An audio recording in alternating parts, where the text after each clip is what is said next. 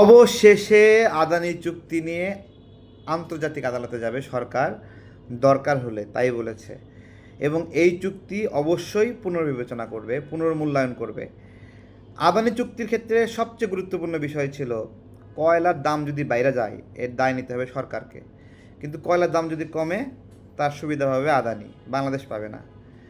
ভারত সরকার এই প্রকল্পে ট্যাক্স মওকুফ করেছিল, অথচ খরচের তালিকায় বাংলাদেশকে সেই ট্যাক্স দিতে হয়েছে এবং সেটা দিতে হবে। ওই ছাড়টা আদানি নেবে, কিন্তু বাংলাদেশকে এর কোনো সুবিধা দেবে না।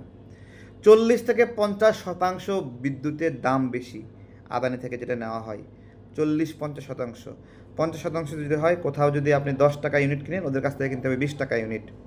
আর একটা আছে ক্যাপাসিটি চার্জ, বিদ্যুৎ না নিলেও ক্যাপাসিটি চার্জ নামে ভাড়া তাদেরকে দিতে হবে।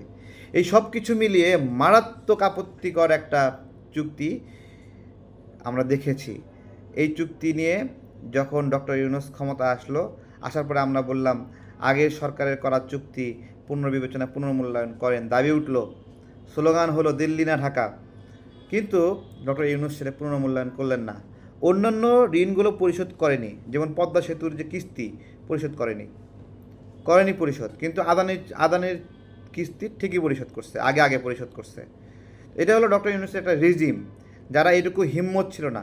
আমরা আশা ছিল নতুন সরকার, নির্বাচিত সরকার আসলে সেই হিম্মত দেখাবে। হ্যাঁ, আজকে সেই হিম্মতটা কিন্তু দেখাচ্ছে। এই চুক্তির জন্য আন্তর্জাতিক আদালতে যেতে চায় বর্তমান সরকার। শুধু তাই না, একটা হিম্মতওয়ালা সরকার যদি দাঁড়ায় থাকে, দেশে অনেক কিছুর সুফল আসে। সীমান্তে নাগরিক হত্যা 12 ফেব্রুয়ারি থেকে এই যে 2 এপ্রিল পর্যন্ত জিরো, একজনও মারেনি, একজন আহত হয়েছিল, সেও সুস্থ আছে আলহামদুলিল্লাহ। আমরা এইরকম একটা বাংলাদেশ চাই যে আমাদের সীমান্তে একটা নাগরিক হত্যা করতেও ভারতের হাত কাঁপবে। সীমান্তে নাগরিক হত্যা জিরো হওয়া আমাদের দীর্ঘদিনের লড়াই ছিল, আলহামদুলিল্লাহ সেই দিকে এগোচ্ছে। কিন্তু কিন্তু ষড়যন্ত্র হচ্ছে। ভালো তো ভালো লাগে না, কারণ কারণ ভালো হলে তো সরকারের সুনাম সেটা নষ্ট করার জন্য মাঠে নামছে। জুলাই নিয়ে মাঠে নামছে, আবার জুলাই করবে। বাংলাদেশের জনগণের মাথা কি গ্যাস্ট্রিক হয়েছে? আবার জুলাই করবে বলেন? জুলাইয়ে যারা আন্দোলনে ছিল বাংলাদেশের নাগরিকরা বাসায় ফিরে গেছে, ব্যবসায়ীরা ব্যবসা করতেছে, কর্মজীবীরা কর্ম করছে, স্কুলের ছাত্ররা স্কুলে গেছে, কলেজের ছাত্ররা কলেজে গেছে, বিশ্ববিদ্যালয়ের ছাত্ররা বিশ্ববিদ্যালয়ে গিয়ে অ্যাসাইনমেন্ট করতেছে, পরীক্ষা দিচ্ছে, সব করতেছে। কিন্তু কিছু বাপে খেদানো, মায়ে তাড়ানো ছেলে পেলে এই জুলাই নিয়ে চাঁদাবাজি করলো, মাস্তানি করলো, মব সৃষ্টি করলো, মানুষের বাসায় বাসায় গিয়ে লুটপাট করেছে না জুলাইয়ের পরে?